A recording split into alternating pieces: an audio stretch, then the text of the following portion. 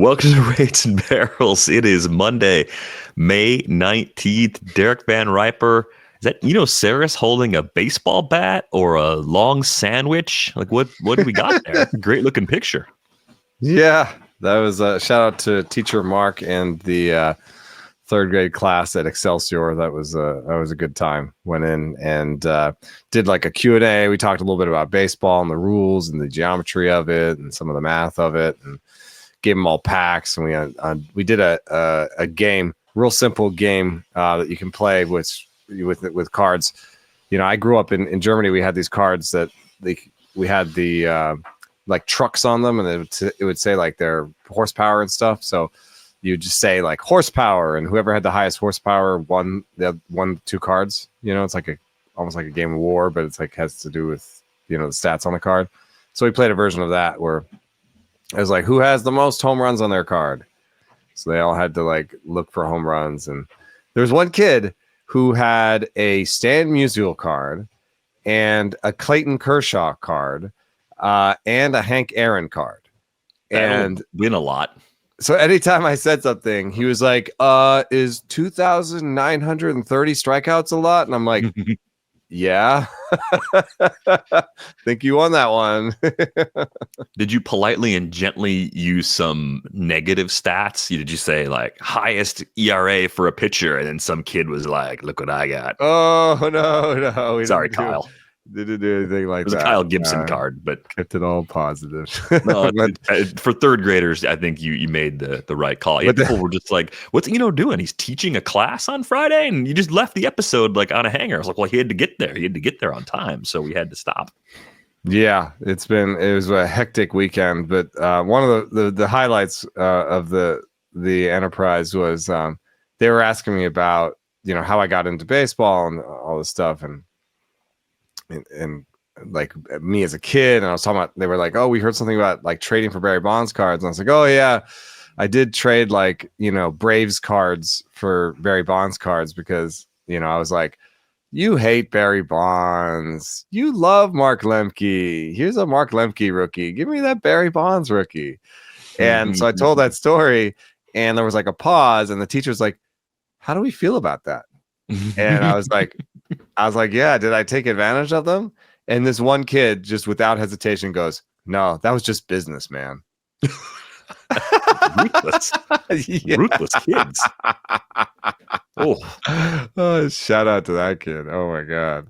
I mean, so, that kid's gonna be in charge of stuff someday. Is that good? Yeah. It was a good time.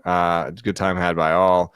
And then I went in and talked to Mike Yastrzemski about how he's staying closed more often. I'm sure that'll come up at some point in our conversations. Talked to Justin Verlander about vert. Talked to Corbin Burns about his cutter. And it was a great day at the park. Finished it up with Steven Leandris in the Gotham Club, which I'd never been to. Apparently in the park there in San Francisco, there's a bar inside the scoreboard. So right in like right field, right where the splash hits go, there's the out of town scoreboard, and you can basically have drinks and be peering out from between the scores. So that was a fun part of the park I'd never been to before. Got sick somehow. Still had to persevere through kids' last playoff game in Little League the next day, and did my best to be of use to the family. And then Sunday it was Little League day at the park, which I was feeling pretty nasty, but it was a really beautiful day, and it was a fun game. The Giants won 3-2 on some late game heroics. We stayed all the way to the end, and the kids had a great time. Hey, sounds like a really good weekend. You crammed about a month into 3 days, so... Yeah, and I felt like poop the whole way through, so yay. Well, it was a busy weekend around baseball. Mm-hmm. News of every ilk, really. We had a managerial firing. We had a PED suspension. We had some players get hurt. We have follow-ups to get to, all sorts of ground to cover. We're going to get to one mailbag question probably in the middle of the show, and then we'll look at where the money went before the end of the hour as well. But Brandon Hyde is out as the Orioles manager. You could kind of feel this decision, this move coming from miles and miles away. And we've talked about the Rockies and Pirates as two teams at the bottom of their respective divisions changing managers and saying it's not going to change much outcome-wise. I think the same principles of, is it really Brandon Hyde's fault? Like, those all apply, but I think the trying to do anything you can to change the direction of the club on the fly is different when you're a team like the Orioles that had legitimate playoff and even AL East winning aspirations going into the season. I'm still not sure it's actually the best way to go about it, but it just seemed inevitable given not only the struggles in the postseason, but also the magnitude of how poorly this team has started. So Brandon Hyde out as Orioles manager. They're headed to Milwaukee to begin a 3-game series, I believe, on Monday.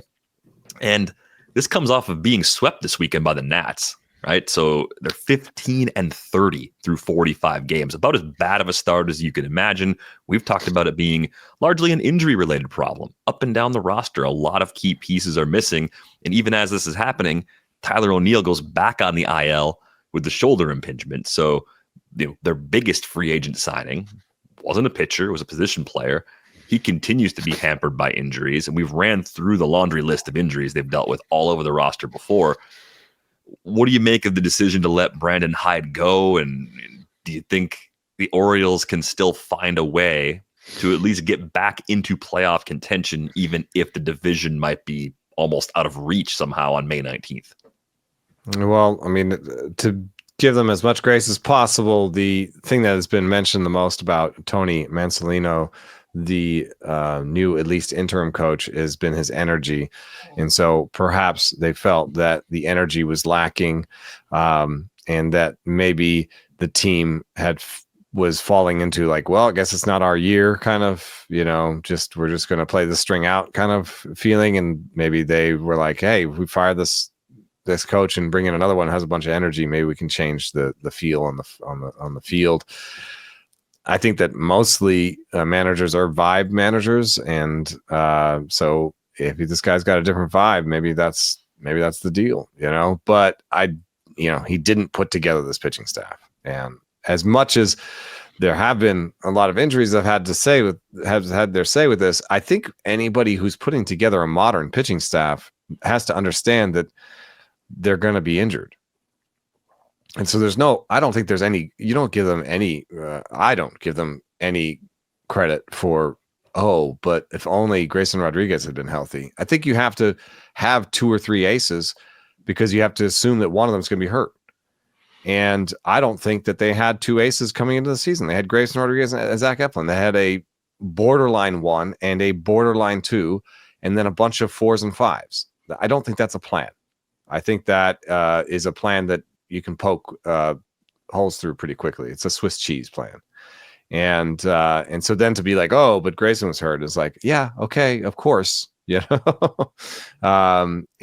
I think the acquisition of Trevor Rogers shows that there's something maybe wrong with their approach when it comes to pitching. So I'm giving them a little bit less sort of grace for the injuries than maybe you are. I think there might be something really rotten in terms of what they have to do for starting pitching. But I was asked on the radio in Baltimore on Friday if you could sign Sagano for like 2 years and $30 million, would you? And I was like, yes, but that's just getting because they need like another 4 or 5 for next year, right? Like, you can do fun things with like, let's take a command guy. Let's take an old guy like Morton. You can do fun things like that at the back end of your starting rotation. The front end, I don't think there's any way around it. You have to have stuff and command and a good track record. You have to go for it. You have to pay for that. You have to go get Max Fried. You have to go get Corbin Burns. You have to do it. Otherwise, you're just futzing around with a bunch of 4s and 5s, I think. Yeah, that's been, to me, the broader problem. The pitching development lagging behind the position player development too. So if you're saying, how do you make this a 1-year blip, solve your pitching problem between now and this time next year, and maybe 2025 will be the year in the window that you missed, but 2026 will be proof that your window with your core is actually still open. So I'm curious to see if in the coming days we get a little more life out of this group with a more energetic manager, but it is a big hill to climb. And I was thinking about that Nationals team from 2019, right? It comes up a lot. Britt covered that team, and she's talked about just how bad things were going at the first part of the season. Through 45 games of that season, the Nats were 19-26. So still not even as bad as this Orioles team at 15-30 so far. So a long way to go, but plenty of ground that they have to make up, I think, along the way. One thing that they pointed out that I was a little surprised by is just that they have not been taking starting pitchers high in their picks, in their drafts. And I wish I had a more stringent analysis of this, but they were basically insinuating on the radio that they basically haven't spent like a top 5 round draft pick on pitchers. Now that can't be completely right, because some of their guys must have been picked. Let's see here. Grayson Rodriguez was a round 1 pick, but not by them. Maybe 2018. It's either beginning of that regime or right before it. And my point was that, like, you can have the fanciest meat grinder, but if you're putting bad meat in, it's still bad sausage. Which is that's a terrible way to put it, but well, and I thought that you were going to the Bob's Burgers. There's a Bob's Burgers where Bob buys a nicer automatic meat grinder. It's better and faster than his hand crank one, and he returns it because he likes the grind. He likes the texture and the quality of the old one. So I thought you were going there, but via con Dios, Brandon Hyde, we're sorry that you got fired because the Orioles season turned out the way it was. Just how it goes. He was there for the build-up, there for a peak by getting back to the postseason, but also there for the disappointment and held accountable for it along the way. Let's talk about the Phillies. They did a couple of things this weekend that I thought were interesting. First, we had news that José Alvarado was suspended 80 games for a positive PED test, so he will not be eligible for the postseason. Once he returns later in the regular season, he can contribute in that Phillies bullpen, but once the playoffs begin, of course, as a PED suspension goes, you cannot pitch in that year's playoffs. It leaves a question about Jordan Romano. Is Jordan Romano now the capital C solo closer? Because they were basically sharing opportunities with Alvarado having the slight edge so far this year. But the good news, I would say, if you were either stashing Romano or you're able to pick him up over the weekend, it may have cost you a lot. Jordan Romano is starting to look a little bit more like himself in recent outings. 8 consecutive appearances without allowing a run. That includes Sunday, 11-1 K to BB in his last 8 innings during that span, 105 stuff plus, 106 location plus, and a 110 pitching plus since April 27th, kind of going back across that streak. Not necessarily overpowering amazing, but certainly better overall than he looked for most of the first month of the season. Yeah, I mean, for some context, even those better numbers, a 105 stuff plus would be barely top 100 among relievers, and would be equivalent to Wasker Brazoban, John Schreiber, Ryan Yarborough, Manuel Rodriguez, Julian Merriweather, who I like, but has fallen off. There aren't any closers down here. So I think he might be the closer right now. Yes, that's totally possible. But the closest closer to them is Will Vest at 106, and that's a full year number, Devin Williams, 107, and now you're in the top 75 a little bit. So there are some closers here, and maybe he just gets lucky and it works for him.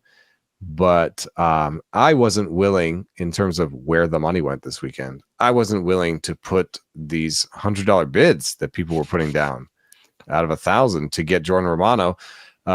We got Matt Strom for like $10 in main event. Right. And I think that Ryan Kirkering at some point might be the guy who gets to the front. 6 to 8 saves from Strom the rest of the way might be what you're angling for there. I don't know if he'll get a larger share than that, but I think if Kirkering gets right, he looks like the biggest threat to taking some of those saves from Romano. I think if there's a really like clear answer, it's not on the roster right now. It's going to be the work of Dave Dombrowski to go find another reliever that can help them. Why not Kirkering? I mean, Kirkering's part of it, but has he been the guy you expect him to be this year? I don't know why he has a 4 ERA, and I don't know why the swing strike rate is down. But in terms of the stuff, it's the same. It's 97 plus with a wicked sweeper. Maybe people are just getting more used to the sweeper shape, but I would assume that he's the best pitcher in that bullpen going forward. Yeah, probably a much less expensive ad in places where he was available because the results haven't been there so far. I did see in the story that Matt Gelb and Charlotte Varnes had on The Athletic, Dave Dombrowski, it was explaining the positive test from Alvarado, saying it was after taking a weight loss drug in the off season. You know, anything's possible. You never know. But I was just reading more into the backstory, and I don't know. It's just one of these things where I would have sympathy for anyone that like took something unknowingly like that, right? But you never ever really know. You can but their job is their body, right? That's like ultimately you're responsible, and I think that's a big part of why he had to just accept that suspension, and life will go on without him in that Phillies bullpen for these next 80 games. Yeah, it's unfortunate for that bullpen too, because with Alvarado, it looked like it could be pretty nasty pen. It looks a little bit thinner now without him. Of course, he throws 100 from the left side. So, that's maybe an argument against Strom taking over too, is that, maybe it's only going to be situational like you suggest, because, when they had 2 lefties, it was possible to have a lefty closer. But once you lose that one, you kind of want to use Strom when you have the tough lefties in a row. Yeah, exactly. Now, the other kind of moving part with the Phillies, Mick Able debuted on Sunday, actually went up against Paul Skeens in that big league debut. Showed 2 different fastballs, 2 breaking balls, everything graded out really well in the model. Over 100 stuff plus across the board, good location numbers. The plan is for the Phillies to use Taijuan Walker in the place of Aaron Nola, who's on the IL. And I noticed with the schedule, they're going to Colorado this week. So I think they just wanted to keep Mick Able from debuting at Coors Field. Maybe there was a rest component here to just making the schedule work that way. But we'll see if they change their tune based on how good Mick Able looked. But I also noticed in that same story about the Alvarado suspension, you could consider trading Mick Able for help that you need, or using him in the bullpen at some point this year. I think what we saw on Sunday from Mick Able was really impressive. And now I'm just sort of curious to see if they reverse their plans and maybe nudge him ahead of Taijuan Walker, depending on how long they're without Nola. Well, see, Abel has built up the ability to go 150 innings, I believe. In 2023, he topped out at 113. I feel like going from 113 to 108 and 2/3 last year for Mick Able, you could go to 125, 150 this year without a problem. It's Painter that doesn't have any innings. And I know that everyone's waiting for Painter, and he's super exciting. And I don't want to say something that nobody in Philadelphia has said, but the last time he went 100 innings was 2022. To me, the easy thing here is actually keep Mick Able stretched out and consider using Andrew Painter in short stints. I don't think they're doing that, at least in the short term, because they just had him go 5 at AAA last time out. So I think they're looking more towards maximizing volume initially. But if they get to that point where they feel like they're going to go over whatever innings threshold they're really comfortable with, maybe the late season role for Painter is more of a multi-inning reliever, right? Like there's a lot of ways they can handle it, but having 2 guys like this to bring into the fold when your bullpen is underperforming and you lose a key guy to suspension, and then having the depth, if the Nola injury is a sprained ankle, so unless it's a high ankle sprain, which can sometimes take like 4 to 6 weeks, I would imagine it's going to be something close to the minimum or only misses a handful of starts. It's nice to see that they have some depth. And this is a strength for this Phillies team anyway. The rotation, when everyone's healthy and pitching well, it's as good as any rotation you could find. Yeah, I think, as much as Nola has been struggling, you don't take him out of the rotation. And I know that Ranger Suarez hasn't started off great, but his K-BB is fine.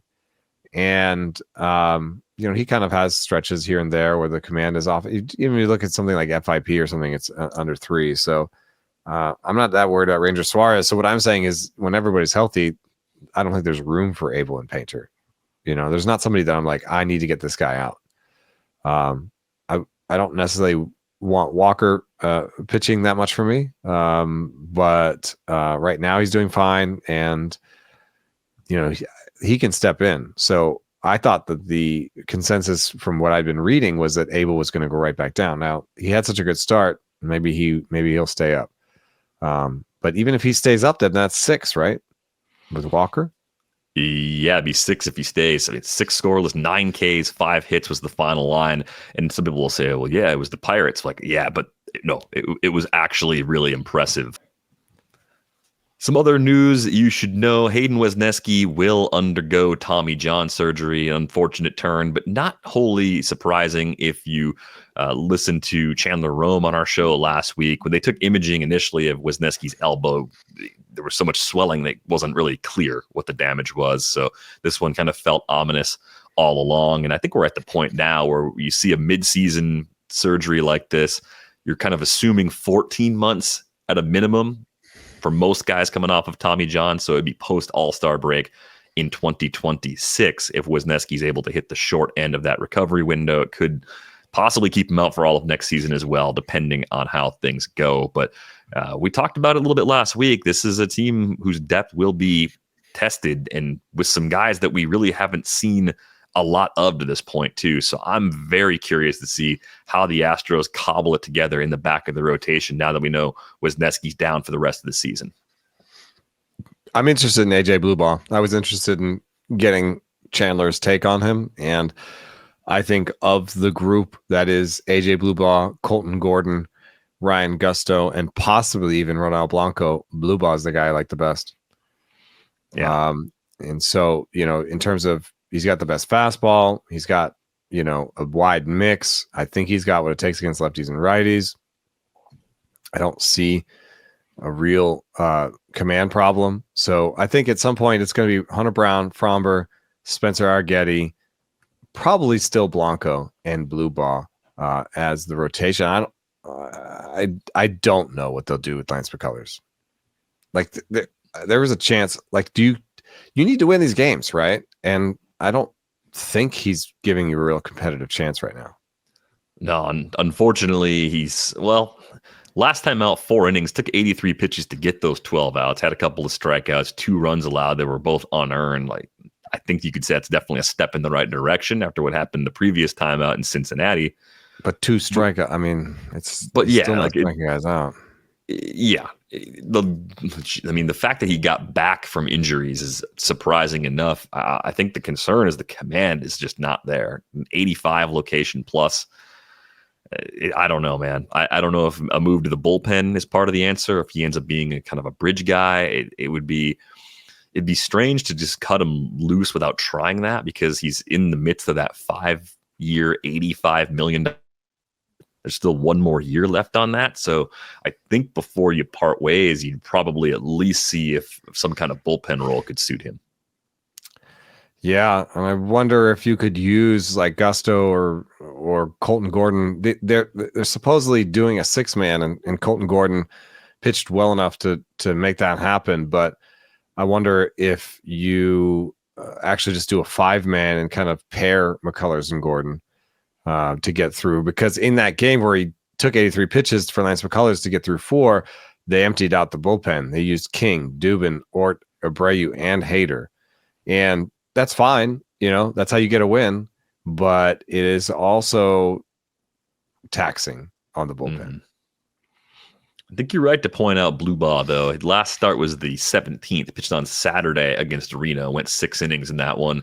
So I put him on regular rest later on this week. That would be McCullers' spot. It looks like he's sort of lined up for if they stay with a 5-man rotation. Lined up against McCullers, dang.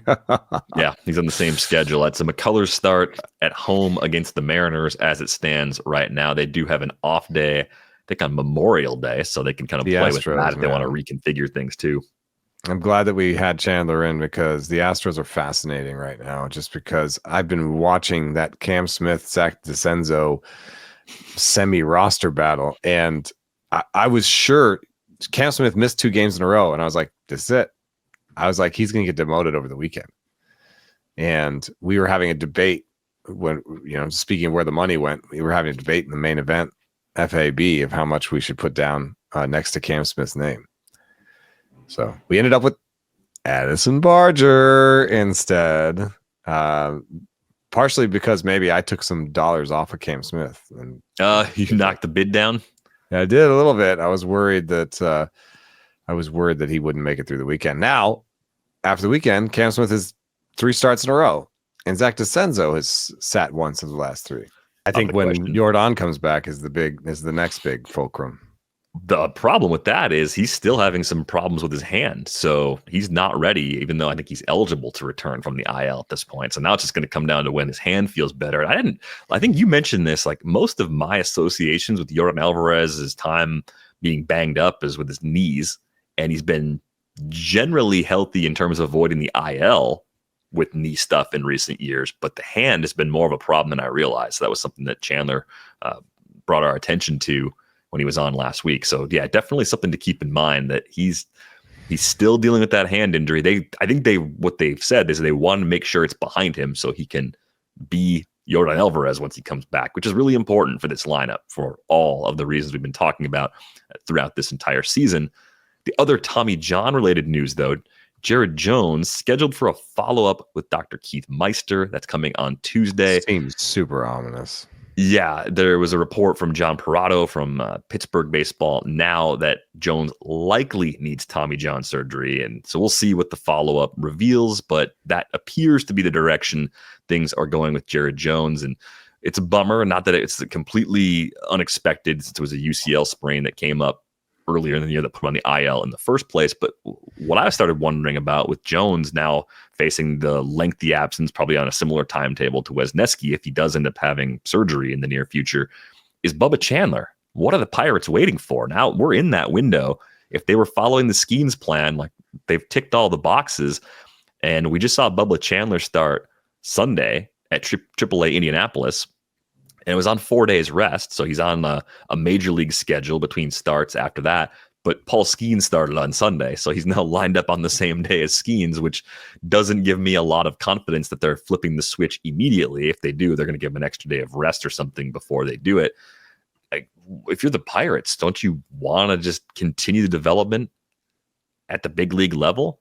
And if we keep looking at Falter and Mlodzinski as the 2 guys that are vulnerable to being replaced, Chandler can't replace Mlodzinski for his next start based on how the schedule lines up right now. They can't do that without some other option temporarily filling in and shuffling things around. Yeah, I mean, I guess maybe internally the idea is that, Bailey Falter and Carmen Mlodzinski are not really the reasons we're losing games. And so if we want to develop Carmen Mlodzinski as a starting pitcher, then this is the process we need to go through. If we want to lose Bailey Falter as an asset, like it's like a roster game thing where it's like, is Bailey Falter going to be helpful in the bullpen? Not really. So Carmen Mlodzinski could be helpful in the bullpen, sinker slider, keep the ball on the ground, great setup guy. We could use him in the bullpen, but he's right on the borderline of being viable as a starting pitcher. So how long do we keep that experiment going? And how much do wins this year mean? Which is just a silly game because at some point they do have to mean something. But when you're 15-32, it doesn't really feel like wins this year mean that much. Right. It bothers me more from the perspective of Bubba Chandler looks ready. They do not have 5 obvious big league starters.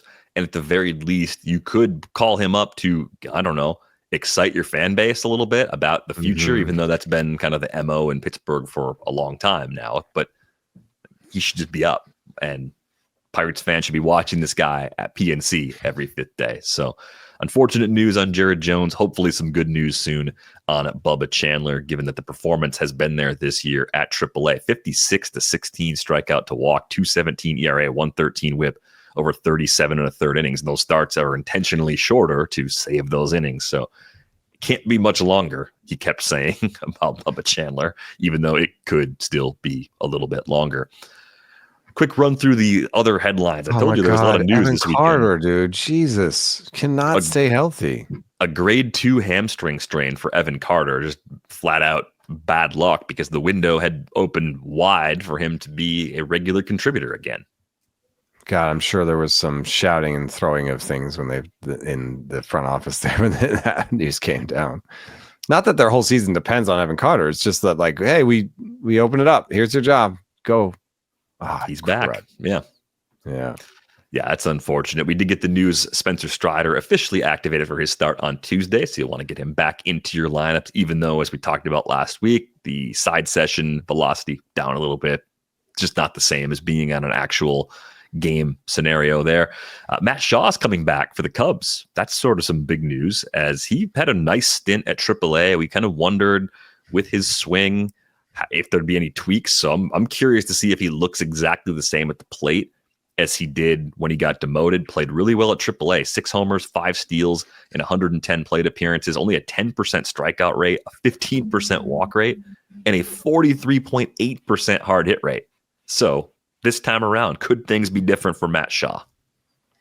I'm trying to find out where I saw this, but I definitely saw. This is it. Sahadev Sharma saying Matt Shaw likely return to the Cubs has made the changes they wanted to see. They did. Okay, they did have some I figured they would, given what we were talking about on the show. So glad we got that confirmation from Sahadev. Maybe it just took. Maybe it was a conversation where Matt is like they're trying to tell him this, and Matt's saying, "Well, hey, it's really working for me, and I understand what your point of view, but I really haven't struggled anywhere. I'm going to keep doing this." And then he goes to the big leagues, struggles, and he's like, all right, I see your point. Let's try what you're saying. Yeah, maybe that unlocks everything. It would be a nice pickup in some shallow leagues where Shaw maybe wasn't stashed during his time in Iowa. Xavier Edwards hit the IL for the Marlins. They're calling it a left mid-back strain. That at least sounds like a possible 10-day minimum situation there. So we'll see if we get a timetable at any point in the near future. They did get Otto Lopez back to bolster their infield, but Edwards down at least for a little while. Brandon Woodruff is back on the rehab assignment. He tweaked his ankle on May 11th, but because he had another injury, they get a fresh clock for rehab. It sounds like at least 2 rehab starts are the plan before Woodruff could potentially rejoin the Brewers. The number of starts and the numbers on the radar gun do not make me feel like this is going to end with him dominating in the big leagues again. Yeah, dominance might not be the level he gets to, but even if he could be a mid-rotation guy for them, that'd still be a pretty big outcome coming off of the anterior capsule surgery in his shoulder. Shane Bieber nearing a rehab assignment as he works his way back from Tommy John, so some good news there. And Luis Gil remains on track with his throwing program. He could be back at some point in June, probably more in the second half of June, since he'll need to go through a pretty lengthy rehab assignment to get stretched all the way out.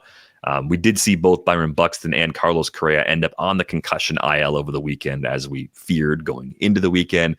And then perhaps our worst weekend prediction. We thought the Dodgers would flip the all-time series against the Angels by sweeping them.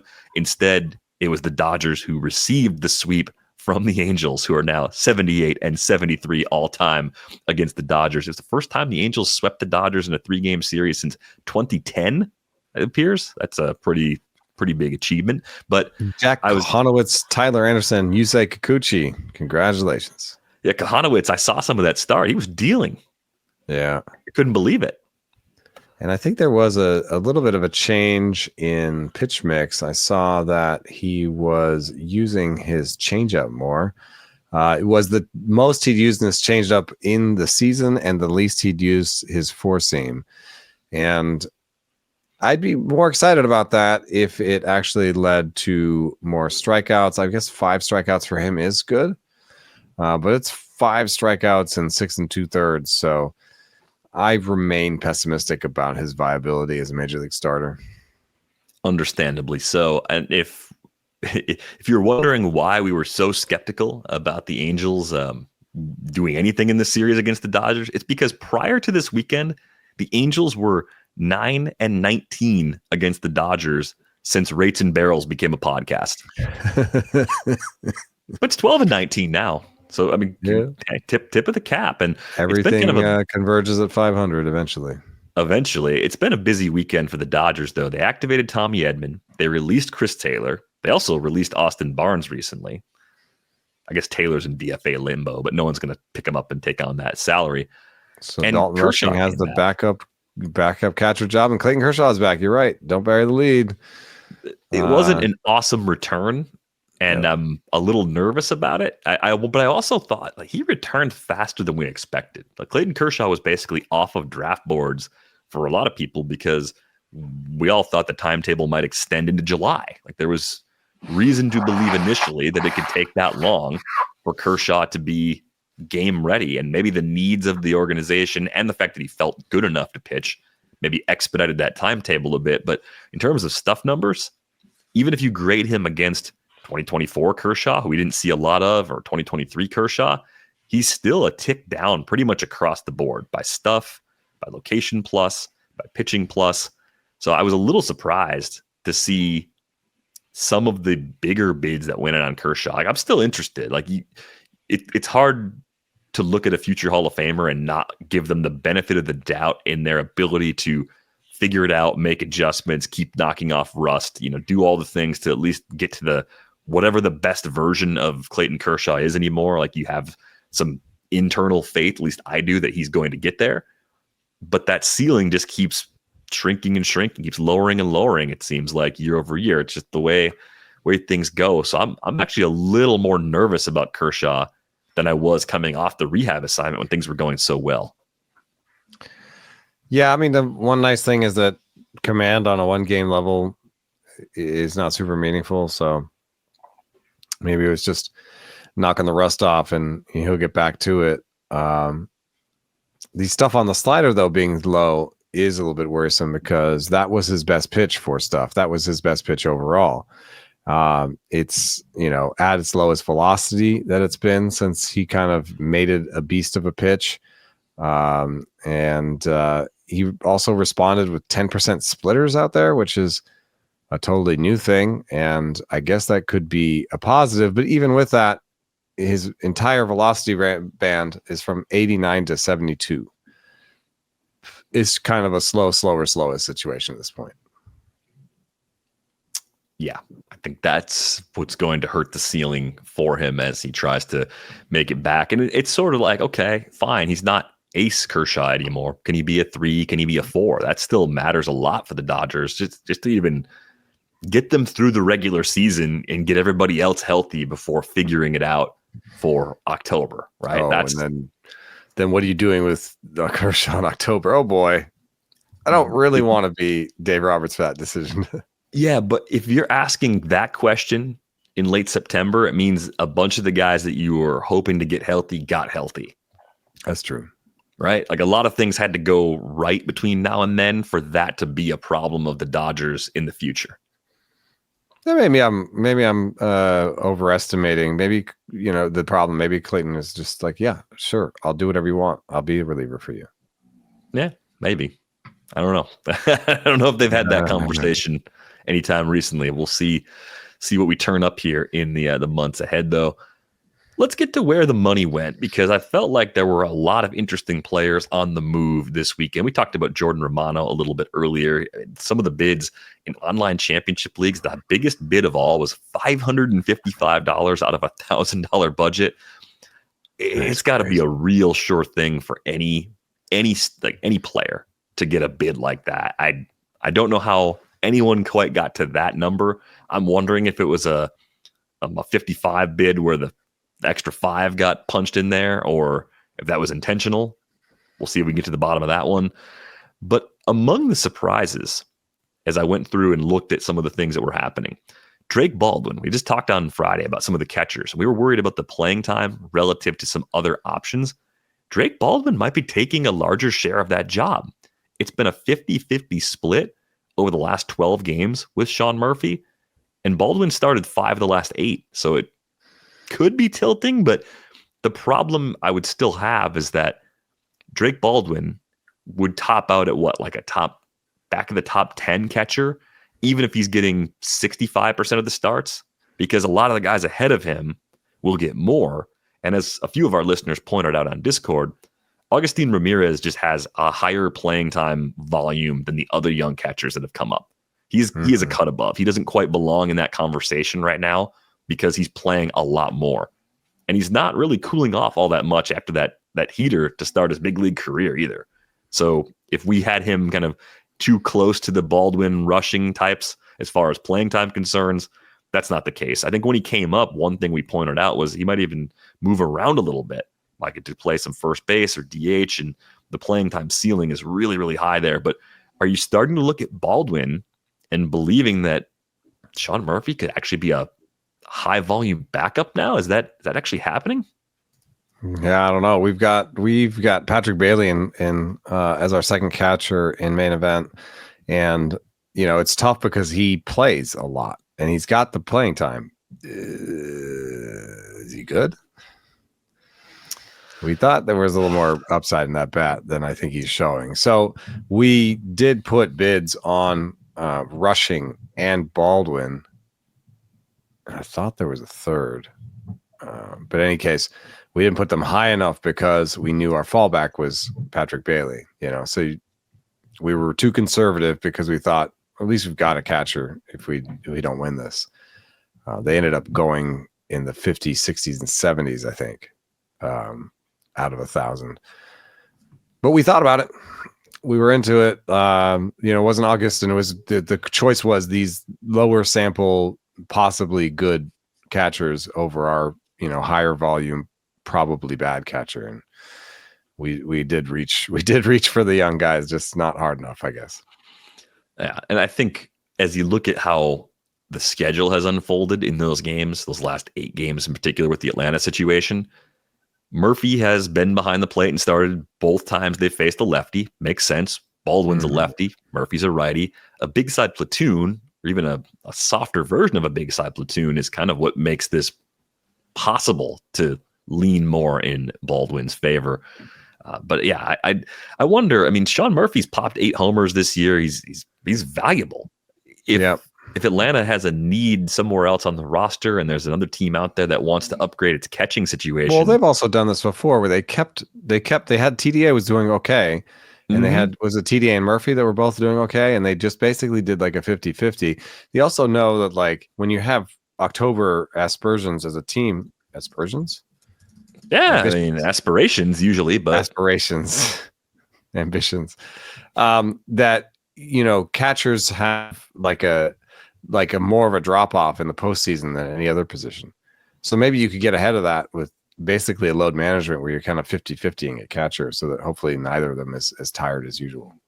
Right, and you think about how they had William Contreras there as backup. Like they've had catching depth. This seems to be a way that they are very comfortable to build the roster, and it's probably for the reasons you mentioned. For all the heavy workloads they put on everybody else, I think they realize you probably can't do that behind the plate anyway. So if you got 2 good catchers, use them. Creates a little bit of it's kind of like the saves committee situations we talk about with relievers all the time, where it's like, dang it, you'd be more valuable if just one of you could take the job and run with it. But you get to 12 league catchers. Yeah, still both rosterable. So in leagues where Baldwin was available this weekend, I think if you scooped him up, that one's going to be much closer to even playing time wise than we had thought coming into the year. I think I gave Sean Murphy too much playing time weight. That's what it appears to be anyway at this point in the season. Some other pickups though. Will Benson has started 7 of the last 8 games for the Reds. Been on a heater too. 5 homers and 33 plate appearances so far. Benson's been interesting, and you might remember Benson played a lot up until about the trade deadline last year, and then his playing time dipped for the Reds. He's put up some big numbers in the upper levels of the minors. The big question is still going to be how much swing and miss is there over a full season. As a lefty, will he ever see same-handed pitching? Probably not. So it's still more of like a big side platoon ceiling, but he does it in a big park, and he's got power, he's got speed. It's just a question of tempering the swing and miss enough to really carve out more than a bench outfielder role in the long run. Yeah, I've always been weird about the relationship between his barrel rate and his max EV. Like, he does not really have the top end bat speed that you'd associate with top power hitters, but he's gotten to 10% barrel rates every year in his career and 40% hard hit rates. So he hits the ball hard enough, and he's an interesting player. The swing strike rate last year for Will Benson was 16.9%. That's when his strikeout rate was 40%. And that's not viable. Even in today's game, you need to have it around 30%. Right now, his swing strike rate, Benson's at 15.4. That's still really high. That may be a mid-30 strikeout rate. And so there could be some real fallow days ahead. I was just careful with him. I didn't really put any I put him on some trees, but I didn't expect to win him, and I didn't. Yeah, I think you have to look at Benson as probably the last outfielder in a 5 outfielder scenario. It's short-term help more than a long-term fix. I think if you got him inexpensively, it's fine. I think you want to use him mostly as like a home streamer when the schedule's favorable. But until the swinging strike rate comes down, it's hard to change that K rate projection enough to believe that he's going to stick in the long run, even though there's tools and, again, great results in the upper levels of the minor leagues. I did see more 12-team leagues start to pick up Miguel Vargas. If you jumped in after James Fagan wrote the about the changes at the plate, I think it's a hand position adjustment that Vargas made. That was back in late April. You're pretty happy right now. Since April 23rd, a 350, 418, 638 line with 6 homers and 91 plate appearances. And of course, Miguel Vargas will play a ton on that rebuilding White Sox squad. Yeah, I feel so stupid that I don't have him in like Devil's Rejects or something, like I wish that I had $1 Miguel Vargas in an odd new league, or, my 20-team keepers that I'd just been like, hey, you know what? This guy actually has a major league eye at the plate. We've known this always. The power isn't plus, but if it's average with an elite eye at the plate, then he probably will find his way to playing time on a terrible team. And just because we remember him at his worst doesn't mean that like they won't give him some runway this year to kind of remind us what people liked about him as a prospect, And this is what people liked about him as a prospect. Now, long-term, shallow leagues, I don't think the ceiling's that high. At this point, he's 25 years old. He's showed us that the power is not elite or even really that. Maybe it's average at best. And he's probably like true talent, like a 240, 330 hitter with like near 400 slugging, who would hit you in a full season, like 18 to 20 homers and steal 5 bags. It's really borderline in a lot of leagues. I'm just mad I don't have him in Devil's Rejects particularly, because that's the type of player that we pick up all the time. Like we have Gerard Encarnacion for similar reasons. He could play his way. There's some opportunity there. He's got some skills. Kind of wish that was Vargas now. Vargas is, for the season now, he's above league average by WRC plus, even with the slow start that he had, because he's been just red hot. In the player rater over at Fangraphs, he's the 14th ranked third baseman so far this season. So in a 12-team league, he might be corner viable. Third base has been kind of weird so far, though. So at the top, Bregman, Devers, Jose Ramirez, no surprises there. Eugenio Suarez, that homer binge goes a long way. Hit 14 homers. That'll do something in the first 45 games or so. Machado rounds out the top 5. Austin Riley's up there. Michael Garcia, who also was eligible at second base, big source of early profit, right? Matt Chapman, still in double digits at 1150 earned so far. Dylan Moore is up there right now. 7 homers, 7 steals, 286 average. Got 15 ribbies, 19 runs scored. Isaac Paredes, Josh Young, and then you get to Zach McKinstry. Pleasant surprise so far. Caminero and Vargas. And I think you could put an up arrow next to Vargas, though, given the trends here over the past month or so. So I think he's kind of borderline for shallow leagues, but the playing time situation for Vargas is a lot safer than it is for McKinstry and even for Dylan Moore. I think we've always worried about Dylan Moore's playing time being mostly small side platoon, but then anything he gets when they're missing guys because of injuries.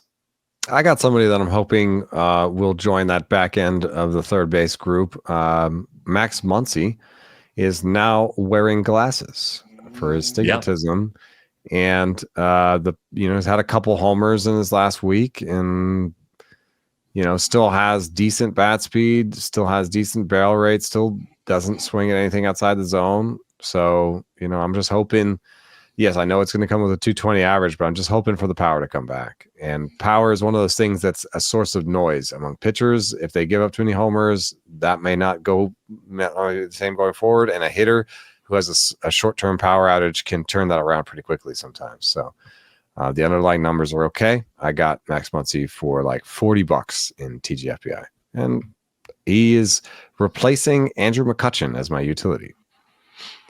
Yeah, you know what you don't want to have 13 homers going forward, please. Yeah, I mean, I think that's a bar that Max Muncy can still clear, but he's been a lot better since he started wearing the glasses. So it's at least a convincing reason to take a chance on him in leagues where he was kind of a frustration drop for people early on. Second base is a problem too, man. If you're looking for a second baseman in a 15-team league, good luck. There is not much out there. I was trying to find a solution in TGFBI and landed on Santiago Espinal, which I feel like is a Band-Aid for the problem and not a long-term answer. Not an answer. Yeah. Maybe you can get one of those multi-eligible. Maybe someone will drop India. Mm-hmm. You know, there's some guys who've been struggling that might get out there on the waiver wire soon, but yeah, it's not an easy spot. We've talked a lot about Kershaw. We talked about Ryan Weathers going into the weekend. Weathers commanded some big. We haven't talked about the biggest number though. The biggest number. Logan Henderson. Yeah, Logan Henderson was picked up in the most leagues. I've sorted by number of leagues added just to get to the players that maybe were just lower rostered. Henderson didn't have a job until the Brewers brought him up in the middle of last week. Now he's got a 2-step. And I think the bids give you an indication of the varying levels of confidence. Like the low end, $8 was enough to get Logan Henderson in some 12-team leagues. I wish that was my case. 171, which isn't horrible, was the top end bid. Oh my gosh. That might be my league. Did you do it? Or did someone else bid you to get him? No, I got him in Barf, where I'm still in 13th place. Shut up. And 160. Logan Henderson went for 160 in my main event. We got Addison Barger for 47, and I like Logan Henderson. I don't want to just breeze by him. I like Logan Henderson. I may like him more than our stuff number suggests because, change-ups do take longer, and a 40% strikeout rate in 11 innings is still something to look at. I did make that Chris Paddock comp, which I stand by because I'm not sure that Logan Henderson has a good breaking ball. But I am sure that the changeup is probably better than 89 stuff plus. And though he has a 92.9 fastball, Logan Henderson has a 97 stuff plus on the fastball. So it may be enough of a fastball changeup that he's comfortable throwing to righties. And then maybe just enough of a breaking ball between the cutter and slider to make it work. It all seems to come with very good command. So that's a good way to start. He's a 2-step, this week. So at least you get the 2-step value, which is, that's like a $13 value, in terms of streaming. So, you're going to bid more than 13. I went to a 107 in Barf, mostly out of desperation. At this point, that's the Garrett Cole league. I need to identify somebody who can be an ace on this team. The other guy that I went 3 for 3 on in my Fab leagues on NFC, I wonder if you can guess. He's a 2-stepper who recently changed his breaking ball to more of a cutter. Let's see. Who is it? Who is it? Available. You picked him up in TGFBI? Yeah, I picked him up everywhere. Nobody available in those leagues. I picked him up everywhere. And here's a hint. He might not get me a win. JT Ginn. It's not bad. I do have him somewhere. But Davis Martin. No, Davis Martin. Yeah, you've been interested in Davis Martin for a little while. Yeah, and the velo on his cutter stepped up a little bit, and he basically is now cutter kick change. 94.9 on the 4-seam, and with the best cutter stuff plus. I just noticed, hey, here's a start where he had a 105 stuff plus on the 4-seam, 106 on the cutter, 100 on the change, 106 stuff plus overall.